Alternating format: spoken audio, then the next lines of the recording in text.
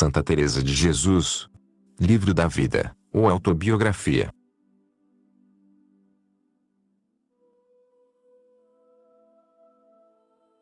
Capítulo 35. Prossegue na mesma matéria da fundação deste mosteiro do glorioso São José e como ordenou o Senhor que se viesse a guardar nele a santa pobreza. Diz porque voltou de casa daquela senhora em que estava e algumas outras coisas que lhe sucederam. Estando eu, pois, com esta senhora que tenho dito, onde estive mais de meio ano, ordenou o Senhor que tivesse notícia de mim uma beata da nossa ordem, que vivia a mais de 70 léguas daqui deste lugar, e calhou ela ter de vir para estes lados e rodeou algumas léguas para me falar.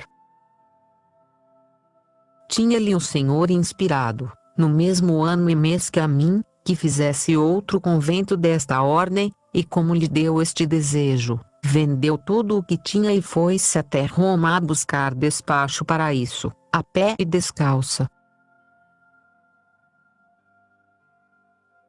É mulher de muita penitência e oração e fazia-lhe o Senhor muitas mercês e apareceu-lhe Nossa Senhora mandando-lhe que o fizesse. Levava-me tantas vantagens no servir a Deus, que eu tinha vergonha de estar diante dela. Mostrou-me os despachos que trazia de Roma e, nos 15 dias que esteve comigo, assentamos em como havíamos de fazer estes mosteiros. Até que lhe falei, não tinha vindo a mim notícia de que a nossa regra, antes da sua mitigação, mandava que se não tivesse nada de próprio, nem eu estava em fundá-los sem renda. O meu intento era que não tivéssemos cuidado daquilo de que precisássemos para viver e não olhava aos muitos cuidados que traz consigo ter coisa própria. Esta bendita mulher, como a ensinava o Senhor, tinha bem entendido, apesar de não saber ler, o que eu, com tanto ter andado a ler as Constituições, ignorava. Logo que tal me disse pareceu-me bem, embora temesse que não haviam de consentir, mas sim dizer que eram desatinos e que não fizesse coisas em que padecessem outras por minha causa.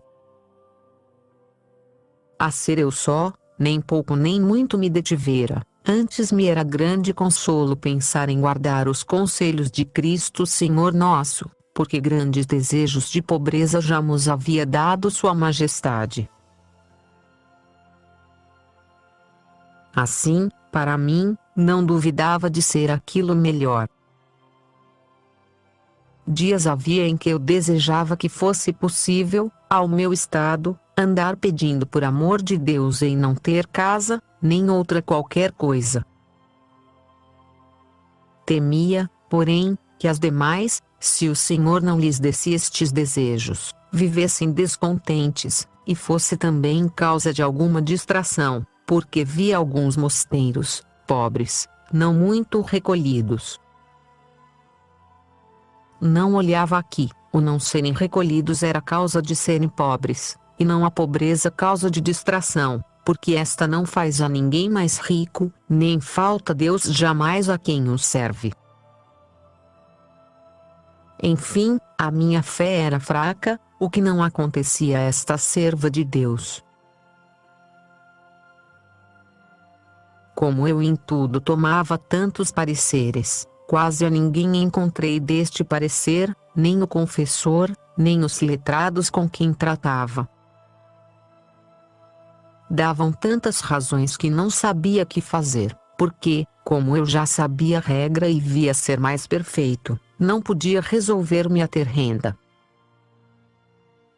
E se bem que algumas vezes me convenciam, em voltando à oração e olhando a Cristo na cruz, tão pobre e desnudo, não podia levar com paciência o ser rica. Suplicava-lhe com lágrimas o providenciasse de maneira a que eu me visse pobre como ele. Achava tantos inconvenientes em ter renda e via a ser causa de tanta inquietação e até distração, que não fazia senão disputar com os letrados. Escrevi ao religioso dominicano que nos ajudava. Enviou-me 2 folhas escritas a contradizer e cheias de teologia para que não fizesse o convento sem renda e me dizia que assim o tinha estudado muito. Respondi-lhe que, para não seguir a minha vocação e o voto que tinha feito de pobreza e os conselhos de Cristo com toda a perfeição, não me queria aproveitar da teologia, nem com suas letras me fizesse, neste caso, mercê. Se encontrava alguma pessoa que me ajudasse, alegrava-me muito. Aquela senhora com quem estava, nisto ajudava-me muito. Alguns, logo a princípio, diziam-me que lhes parecia bem, mas depois, em olhando mais ao caso, achavam tantos inconvenientes que tornavam a insistir muito em que não o fizesse. Dizia-lhes que, se eles mudavam tão depressa de parecer, eu me queria ter ao primeiro. Neste tempo foi o senhor servido que, a rogos meus, viesse o santo Frei Pedro de Alcântara à casa desta senhora que ainda não o tinha visto. Como ele era bom amador da pobreza e tantos anos a havia tido, sabia bem a riqueza que nela havia e assim me ajudou muito e mandou que, de nenhuma maneira, deixasse de levar o meu intento muito por diante. Com este parecer e ajuda, como de quem melhor o podia dar, por o saber por larga experiência, determinei-me a já não andar buscando outros. Estando um dia encomendando muito a Deus este negócio, disse-me o Senhor que, de nenhuma maneira, deixasse de fazer o convento pobre, que esta era a vontade de seu pai e a sua, que ele nos ajudaria. Foi isto num grande arrombamento e com tão grandes efeitos que, de nenhum modo, pude ter dúvida de que era Deus. Outra vez disse-me que na renda estava confusão, e outras coisas em louvor da pobreza, assegurando-me que, a quem o servia, não lhe faltava o necessário para viver, e esta falta, como digo, nunca a temi por mim. Também o Senhor mudou o coração do presentado, digo, do religioso dominicano, de quem disse que me escreveu para que não o fizesse sem renda. Já eu estava muito contente por ter entendido isto e com tais pareceres, não me parecia senão que possuía toda a riqueza do mundo em me determinando a viver só por amor de Deus. A este tempo, o meu provincial levantou-me o mandado e obediência que me tinha posto para estar ali. Deixou à minha vontade que pudesse ir-me embora se eu quisesse, e se quisesse estar, também podia por mais algum tempo. Ia haver, por então, eleições no meu mosteiro e avisaram-me que muitas me queriam dar o cargo de prelada.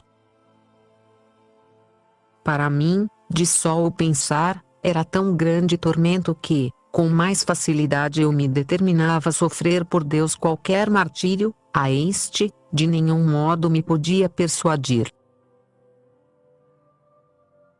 Porque, deixando à parte o trabalho grande que era por serem muitas e outras coisas de que eu nunca fui amiga, nem de ofício algum, que sempre os havia recusado, parecia-me de grande perigo para a consciência. E assim louvei a Deus por não me achar lá. Escrevi às minhas amigas para que não me dessem voto. Estando muito contente de não me achar naquele ruído, disse-me o Senhor que, de nenhum modo, deixasse de ir. Já que desejava a cruz, boa me esperava, que não a rejeitasse, que fosse com ânimo, ele me ajudaria e que partisse logo. Afligi-me muito e não fazia senão chorar, porque pensei que cruz seria o ser prelada e, como digo, não podia persuadir-me, de nenhuma maneira, que fosse um bem para a minha alma, nem via termos para isso.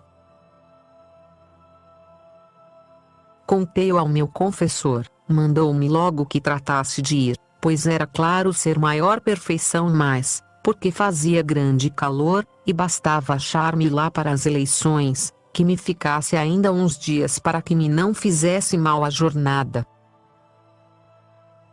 Mas, como o Senhor tinha ordenado outra coisa, teve de se fazer.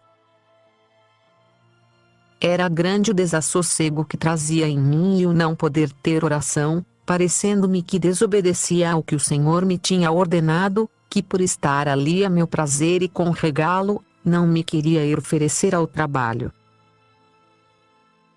Tudo não era, pois, mais que palavras para com Deus. Podendo estar onde era de maior perfeição, por que motivo havia de deixar? Se morresse, que morresse. E, com isto, um aperto de alma, um tirar-me o Senhor todo o gosto na oração.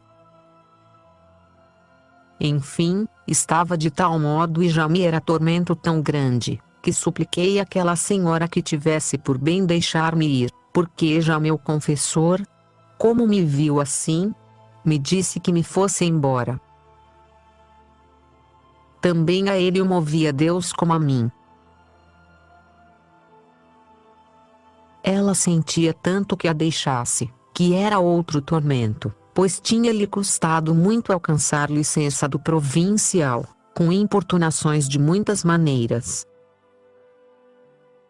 Tive por grandíssimo favor ela querer aceitar as boas, pelo muito que o sentia. Mas, como era muito temente a Deus e eu lhe disse que se lhe podia prestar grande serviço com a minha ida e outras muitas coisas, e dei-lhe esperança de que era possível torná-la a ver, ela, embora com muita pena, assim o teve por bem. Já eu não a tinha de me vir embora, porque, entendendo que uma coisa era de maior perfeição e serviço de Deus, com o gozo que me dá contentá-lo, passei pela pena de deixar aquela senhora que tanto eu via sentir a minha partida e a outras pessoas a quem devia muito, em especial a meu confessor, que era da Companhia de Jesus, e com o qual me achava muito bem. Mas, quanto mais consolações eu via que perdia pelo Senhor, mais contento me dava de as perder. Não podia entender como isto era, porque via claramente estes dois contrários, gostar e consolar-me e alegrar-me do que me pesava na alma. É que eu estava consolada e sossegada e tinha vagar para ter muitas horas de oração. Vi que me vinha meter num fogo, pois já o Senhor me tinha dito que vinha padecer grande cruz, embora nunca eu pensei o fosse tanto, como depois experimentei. E, contudo, vinha alegre e estava impaciente por não entrar logo em batalha, pois o Senhor queria que a tivesse. Assim Sua Majestade enviava-me o esforço e o incutia na minha fraqueza. Não podia, como digo, entender como isto podia ser. Veio-me ao pensamento esta comparação: possuindo uma joia ou coisa que me desse grande contento, depara-se-me saber que eu desejo uma pessoa a quem quero mais do que a mim mesma e mais desejo contentá-la do que a minha própria satisfação.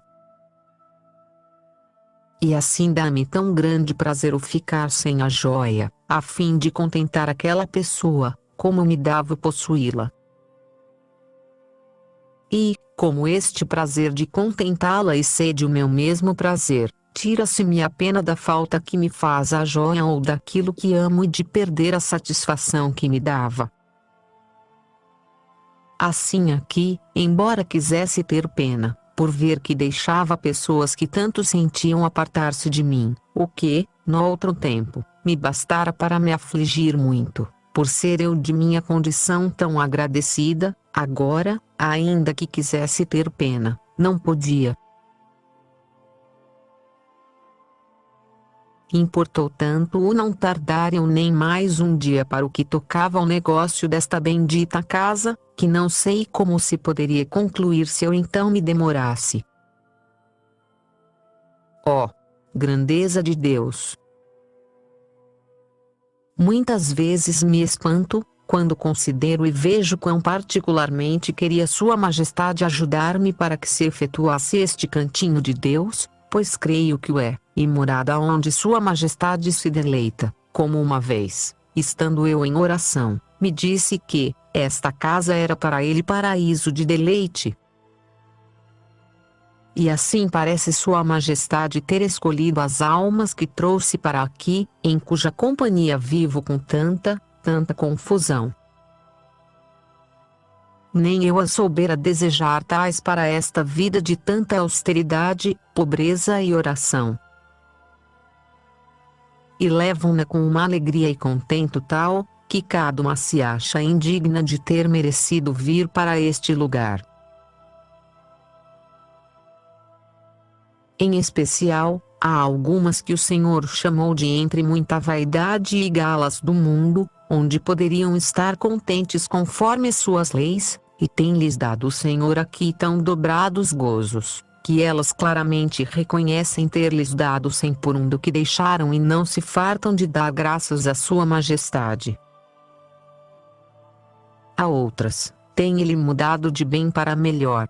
As de pouca idade dá fortaleza e conhecimento para que não possam desejar outra coisa e entendam que, ainda mesmo cá embaixo, é viver em maior descanso ou estarem apartadas de todas as coisas da vida. As que são de mais idade e com pouca saúde, dá forças, e lhes tem dado, para poderem levar a aspereza e penitência como as outras. Ó Senhor meu, como mostrais que sois poderoso! Não é mister buscar razões para o que vós quereis, porque, por sobre toda razão natural, fazeis as coisas tão possíveis que dais bem a entender que mais não é preciso, senão amar-vos deveras e deveras deixar tudo por vós, para que vós, Senhor meu, façais tudo fácil. Aqui bem se pode dizer, fingis trabalho em vossa lei? Porque eu não o vejo, Senhor, nem sei como é estreito o caminho que a vós leva. Caminho real, vejo que é, e não senda, caminho onde, quem nele entre de verdade, vai mais seguro. Muito longe estão os recifes e despenhadeiros para cair, porque estão longe das ocasiões. Sende ruim e caminho apertado chamo eu aqui, de um lado tem um vale muito profundo onde se pode cair, e do outro um despenhadeiro. Ainda mal se descuidam, os que por aí seguem, quando se despenham e fazem em pedaços. O que vos ama de verdade, bem meu, vai seguro por caminho largo e real. Longe está o despenhadeiro, mal vai o tropeçar e já vós, Senhor, lhe dás a mão. Não basta uma queda, nem muitas, para se perder, se vos tem amor e não as coisas do mundo, pois vai pelo vale da humildade. Não posso entender o que é que temem de se meterem no caminho da perfeição. O Senhor nos dê a compreender, por quem é, como é má a segurança então manifestos perigos como são os de andar arrastado pela corrente do mundo, e como a verdadeira segurança está em procurar ir muito adiante no caminho de Deus. Olhos fixos nele e não haja medo de que se ponha este sol da justiça, nem que nos deixe caminhar de noite para nos perdermos, se nós primeiro não o deixamos a ele. Não temem andar entre leões? E parece cada um querer levar um pedaço?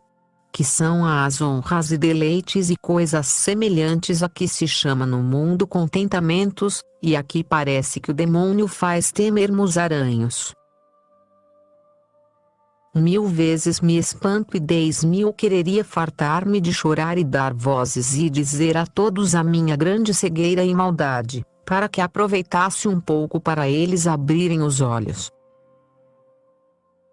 Abra-nos aquele que o pode, por sua bondade, e não permita que se tornem a cegar os meus. Amém.